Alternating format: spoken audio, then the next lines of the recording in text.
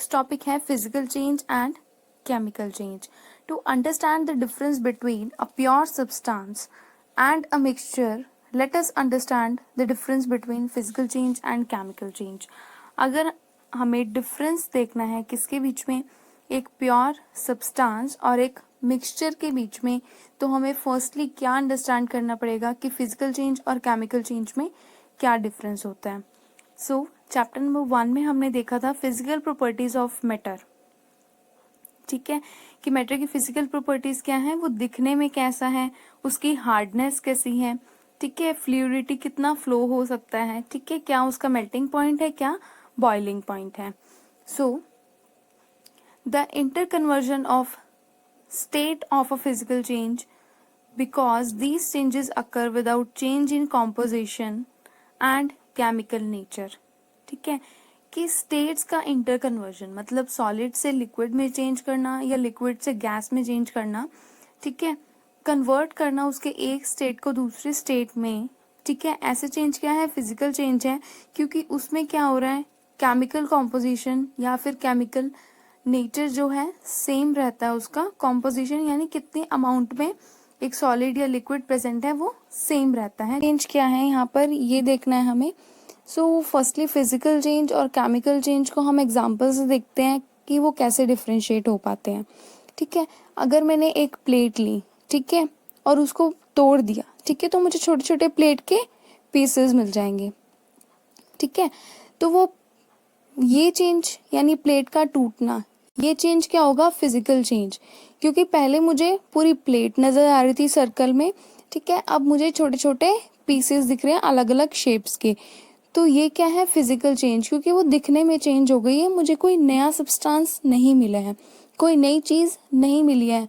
ठीक है, वो है तो पीसेस प्लेट के ही, ठीक है, पहले भी प्लेट थी और बाद में भी प्लेट के ही पीसेस हैं.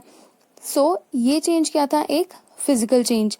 लेकिन केमिकल चेंज क्या है, for example burning of would जो है केमिकल चेंज है. ठीक है, जैसे अगर हमने कहीं पे भी वुड को जलाया, ठीक है, खाना पकाने के लिए भी हम कई बार वुड को जलाते हैं या फिर कई और पर्पस के लिए भी हम वुड को जला सकते हैं. ठीक है, जैसे मैंने वुड को जलाया तो क्या है, लास्ट में मुझे एक ब्लैक कलर का सब्सटेंस मिलता है, ठीक है, जिसको राख भी बोलते हैं या फिर वो लकड़ी का बचा हुआ वेस्ट होता है. ठीक है, तो वो क्या है, एक मुझे न्यू सब्सटेंस मिला. न्यू सब्सटेंस मिलना मीन्स वो क्या है, केमिकल चेंज है. तो बर्निंग ऑफ वुड क्या होगा, केमिकल चेंज. सो यहाँ पे एग्जांपल देख लेते हैं क्या है. Both water and cooking oil are liquid. Water और कुकिंग ऑयल क्या है, लिक्विड है, but their chemical characteristics are difference. ठीक है, दोनों है तो लिक्विड ही, लेकिन केमिकल कैरेक्टरिस्टिक्स उनके अलग हैं. They differ in odour and inflammability. Odour means smell, ठीक है, ऑर्डर मीन्स स्मेल. अब ऑयल और वाटर की स्मेल क्या है, अलग अलग है. वाटर की कोई स्मेल नहीं होती, ऑयल की होती है. ठीक है, और इन्फ्लेमेबिलिटी वो कितना जल सकते हैं, कितनी फास्टली बर्न हो सकते हैं. Oil burns in air whereas water extinguish fire. मतलब कि क्या है, जैसे आपने घरों में देखा होगा जब हवन होता है तो हम उसमें ऑयल या फिर घी डालते हैं. ठीक है, अगर घी या ऑयल डालते हैं तो फ्लेम जो है एकदम से बहुत ज्यादा तेज हो जाती है, यानी ऑयल बर्न बहुत जल्दी से होने लग जाता है. ठीक है, where as water extinguishes fire, मतलब वाटर क्या करता है, आग को बुझा देता है. ठीक है, अगर मेरे को उसी फ्लेम को कम करना है तो मैं उसके ऊपर पानी छिड़क देती हूँ. ठीक है, तो ऑयल और वाटर है तो लिक्विड ही, लेकिन उनका बिहेवियर कितना ऑपोजिट है, कितना अलग है. फिजिकल चेंज की बात कर लेते हैं यहाँ पर.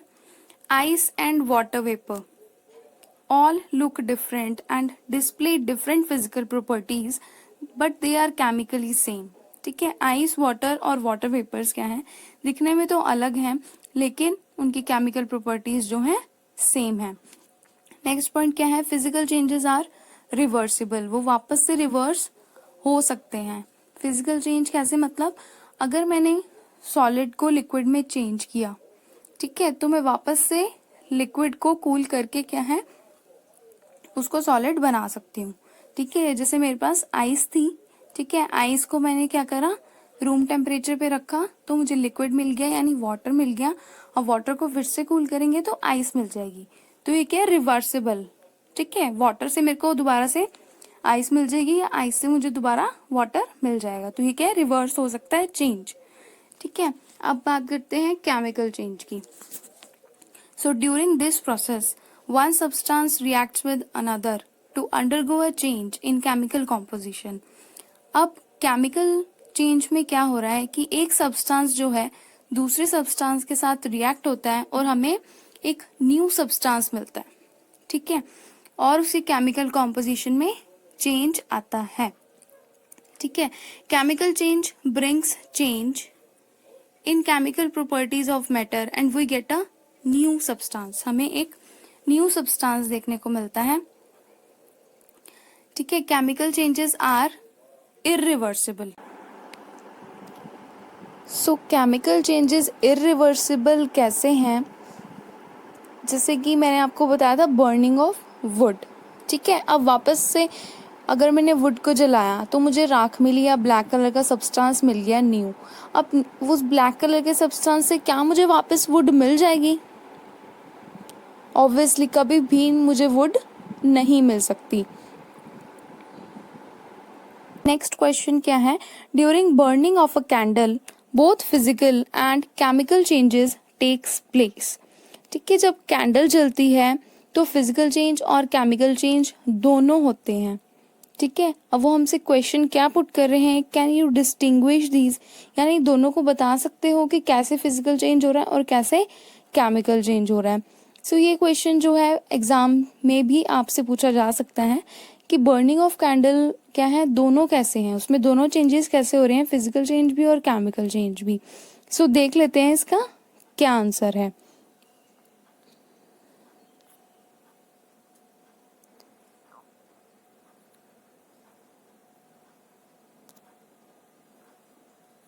So, on heating candle wax melts and form liquid wax।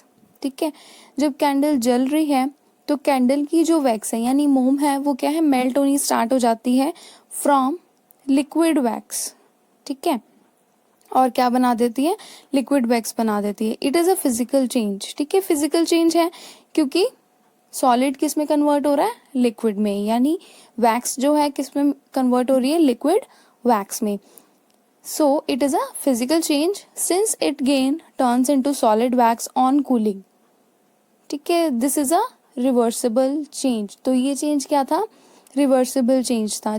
आपने देखा होगा कि जहाँ पे जो है कैंडल की ऊपर फ्लेम जल रही होती है, ठीक है, थ्रेड, हम लोग क्या करते हैं, थ्रेड को मैच स्टिक की हेल्प से बर्न करते हैं। तो जहाँ पे हमारा थ्रेड होता है वहाँ पे फ्लेम के कारण थोड़ी सी वैक्स क्या है, लिक्विड वैक्स में कन्वर्ट हो जाती है, जहाँ फ्लेम के पास वाली यानी एकदम कैंडल के टॉप पे। तो वो लिक्विड वैक्स अगर मैं फ्लेम को बुझा देती हूँ तो वो लिक्विड वैक्स टॉप पे ही जम जाती है। ठीक है, तो हमें वापस से क्या मिल गई, सॉलिड वैक्स। तो ये चेंज क्या है, रिवर्सिबल चेंज। ठीक है, अब हम देख लेते हैं कि burning of candle chemical change कैसे है।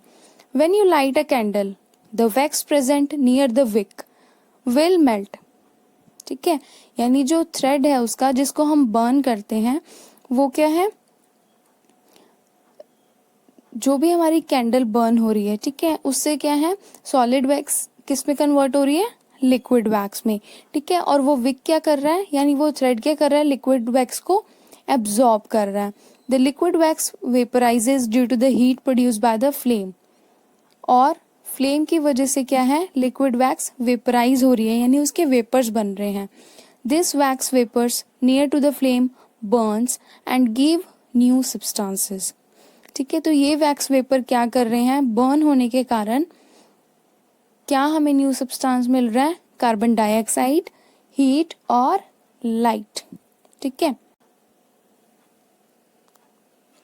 सो क्या कार्बन डाइऑक्साइड से मुझे वापस वैक्स वेपर्स या फिर सॉलिड वैक्स या फिर लिक्विड वैक्स मिल सकती है? No, the answer is no. तो ये चेंज क्या था, इरिवर्सिबल चेंज था, क्योंकि मुझे वापस कार्बन डाइऑक्साइड से कभी भी वैक्स नहीं मिल सकती। So I hope this is clear now. So coming to the next topic, what are the types of pure substances. ठीक है, अब हम प्योर सब्सटेंसेस के टाइप्स देखने वाले हैं. ठीक है, on the basis of chemical composition substances can be classified either as element और कंपाउंड. ठीक है, उनकी केमिकल कॉम्पोजिशन यानी उनकी केमिकल कैरेक्टरिस्टिक्स को ध्यान में रखते हुए सब्सटेंसेस को हमने डिवाइड किया है दो चीज़ों में, यानी प्योर सब्सटेंसेस को हमने डिवाइड किया है दो चीज़ों में, एलिमेंट और compound. So pure substances further किस में डिवाइडेड है, एलिमेंट्स और कंपाउंड में. तो फर्स्ट हम देख लेते हैं एलिमेंट क्या है. It is a basic form of matter that can not be broken down into simpler substance by chemical reaction. Elements क्या हैं, जिनको हम ब्रेक डाउन नहीं कर सकते और सिंपलर सब्सटेंसेस में, यानी अगर मैं एक सब्सटेंस को ब्रेक करती हूँ तो मुझे और दूसरा सब्सटेंस नहीं मिलता. ठीक है, एग्जांपल एलिमेंट के कौन कौन से टाइप्स हैं आगे, मेटल, नॉन मेटल और मेटलॉइड्स. ठीक है, अब हमें इन तीनों की प्रॉपर्टीज देखनी है. मेटल्स की क्या प्रॉपर्टीज है. फर्स्ट पॉइंट है दे हैव लस्टर यानी शाइन. मेटल्स में क्या है, शाइन होती है. जैसे आपने देखा होगा सिल्वर, आयरन, गोल्ड, स्टील. ठीक है, ये सब क्या है, इनमें क्या है, शाइन है. सो वो क्या है, मेटल्स हैं. सेकेंड प्रॉपर्टी क्या है, दे हैव सिल्वरी ग्रे और गोल्डन येलो कलर. ठीक है, मोस्टली क्या कलर्स होते हैं मेटल्स के, सिल्वरी ग्रे कलर के होते हैं या फिर गोल्डन येलो कलर के होते हैं. ठीक है, they conduct heat and electricity. वो क्या करते हैं, कंडक्ट करते हैं, मीन्स अपने अंदर से पास होने देते हैं इलेक्ट्रिसिटी को भी और हीट को भी. ठीक है, आपने अपने घरों में देखा होगा कि जो भी वायरिंग लगी हुई है, ठीक है, बल्ब जलते हैं आपके घर में, जो भी इलेक्ट्रिसिटी आती है तो उनमें कौन सी वायरिंग होती है, मोस्टली कॉपर वायर. तो कॉपर क्या है, मेटल है, और मेटल क्या करते हैं, हीट को कंडक्ट करते हैं, यानी अपने अंदर से पास होने देते हैं और इलेक्ट्रिसिटी को भी अपने अंदर से पास होने देते हैं. सो क्या है, मेटल जो है हीट और इलेक्ट्रिसिटी को अपने अंदर से पास होने देते हैं.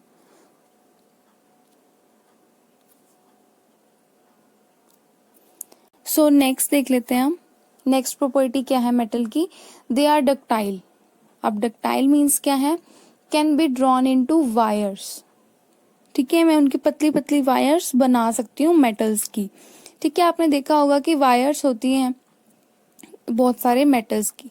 ठीक है, they are malleable. Malleable means can be hammered into thin sheets. So next है they are sonorous, means make a ringing sound when hit. यानी अगर हम उनके ऊपर उनको हिट करते हैं तो हमें एक साउंड मिलती है, रिंगिंग साउंड.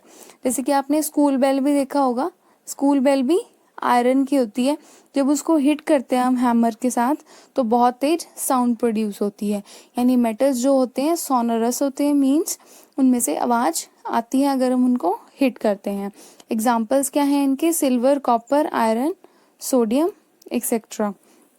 सो नेक्स्ट एक हमारे पास इम्पॉर्टेंट पॉइंट है कि mercury is the only metal that is liquid at room temperature. ठीक है, मर्करी क्या है, सिर्फ ओनली वन.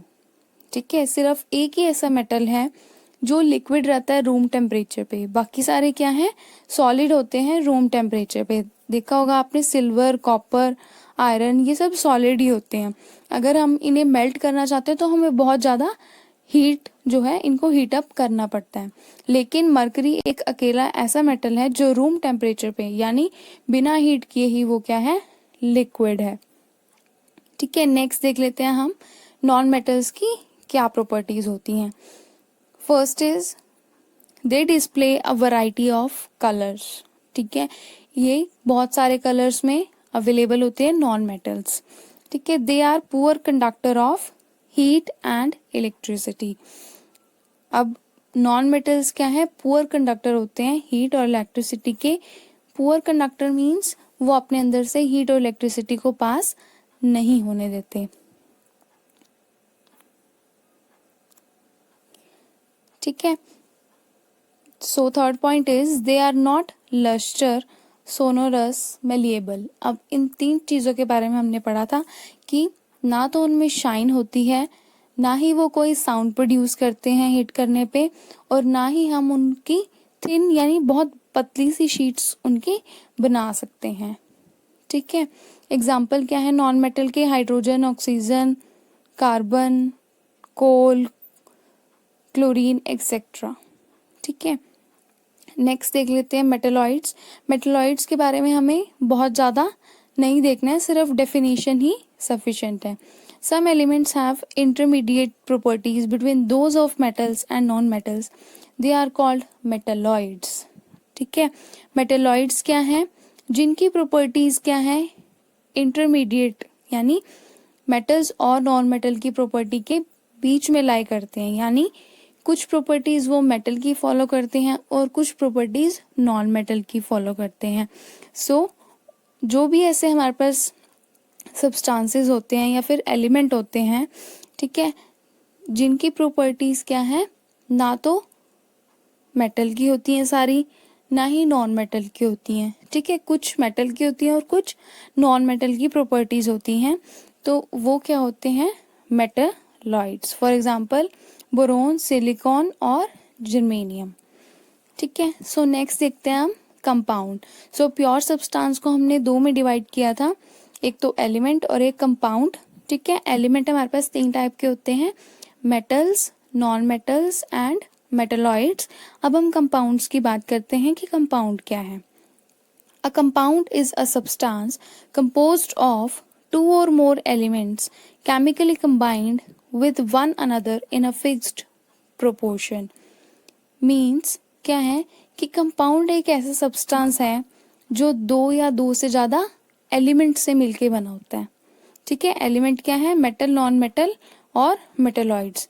ठीक है, इनको कंबाइन करके क्या बनता है? कंपाउंड। ठीक है, उनको हम केमिकली कंबाइन करते हैं। फिक्स्ड प्रोपोर्शन मतलब फिक्स्ड रेशो। ठीक है, रेशो जैसे होता है 3:4। ठीक है, कि मैंने अगर मान लिया मैंने 1 ग्लास वाटर में या फिर 400 ml वाटर में 3 स्पून शुगर डालनी है, तो मैं उसको क्या कह दूंगी कि उसका रेशो है, कि फिक्स्ड किया हुआ है मैंने कि इतनी क्वांटिटी में इतनी क्वांटिटी मिक्स होगी। ठीक है, सो फिक्स्ड प्रोपोर्शन मतलब फिक्स्ड रेशो। एक एक्टिविटी से देखेंगे हम कि कंपाउंड जो है होता क्या है। ठीक है, एक्टिविटी क्या है कि मैंने दो ग्रुप्स बना दिए क्लास में। एक ग्रुप को बोला कि मिक्स करो और क्रश करो आयरन फिलिंग्स और सल्फर पाउडर को। ठीक है, अब आयरन फिलिंग्स क्या है? आयरन के बहुत ज़्यादा बारीक बारीक पीसेस। ठीक है, वो भी पाउडर के फॉर्म में ही होता है। ठीक है, और ग्रुप 2 को क्या बोला? Mix and crush iron filings and sulphur powder. आप भी मिक्स करो और क्रश भी करो, लेकिन क्या है? हीट करो। Heat this mixture strongly till red hot. जब तक कि रेड हॉट ना हो जाए तब तक उसको हीट करते रहो। Remove from the flame and let the mixture cool. और फिर उसको फ्लेम से हटा के आप कूल होने के लिए छोड़ दो। ठीक है, सो अब हमें ऑब्जर्व करना है कि मिक्सचर और कंपाउंड में क्या डिफरेंस है। So the gas obtained by group 1 is hydrogen. ठीक है, जो ग्रुप 1 के स्टूडेंट्स थे उन्होंने कौन सी गैस ऑब्टेन की? Hydrogen. So it is colourless, odourless and combustible. Means क्या है कि वो कलरलेस गैस है हाइड्रोजन, ऑर्डरलेस है, उसकी कोई स्मेल नहीं है। कंबस्टिबल मीन्स वो कितनी जल्दी जो है बर्न हो सकती है। ठीक है, सो हाइड्रोजन गैस क्या है? कलरलेस है। ठीक है, उसका कोई कलर नहीं है, कोई स्मेल नहीं है और वो जल्दी से बर्न हो सकती है। So the gas obtained by group 2 is group 2 में जो भी स्टूडेंट्स थे उन्होंने जो एक्टिविटी परफॉर्म की थी, यानी उन्होंने हीट भी किया था आयरन फिलिंग्स और सल्फर पाउडर को स्ट्रांगली हीट किया था, तो उस केस में हमें कौन सी गैस मिलती है? Hydrogen sulphide. ये गैस भी क्या है? कलरलेस होती है, उसका कोई कलर नहीं होता। With the smell of रॉटन eggs. रॉटन means सड़े हुए। ठीक है, बहुत ही ज़्यादा जो है बहुत ही ज़्यादा बेकार स्मेल हमें जो है मिलती है अगर हम ग्रुप 2 एक्टिविटी को देखते हैं। ठीक है, या फिर उसका रिजल्ट मेजर करते हैं।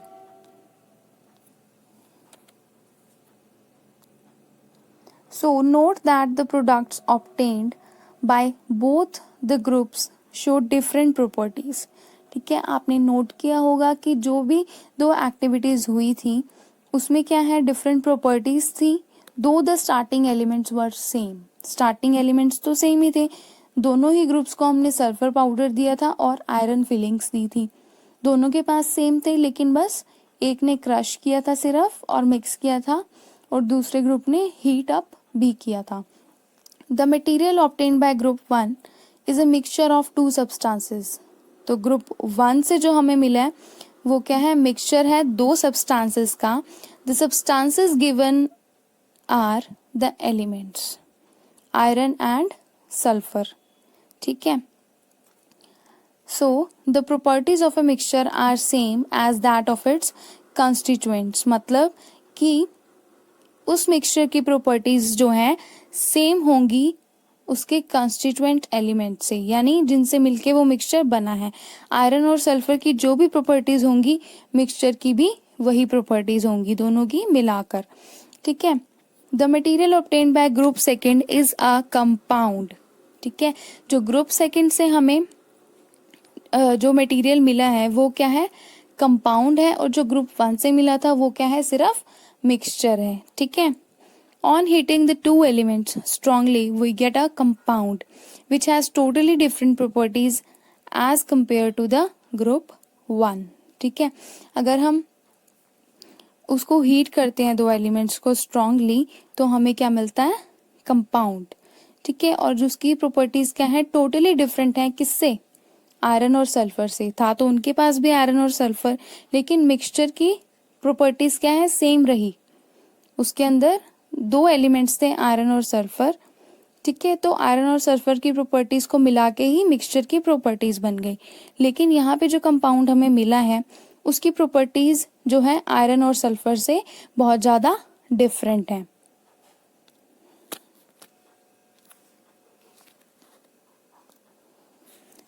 So the composition of the compound is the same throughout। ठीक है, और जो कॉम्पोजिशन था कंपाउंड का वो सेम रहा। ठीक है, कॉम्पोजिशन मतलब अमाउंट।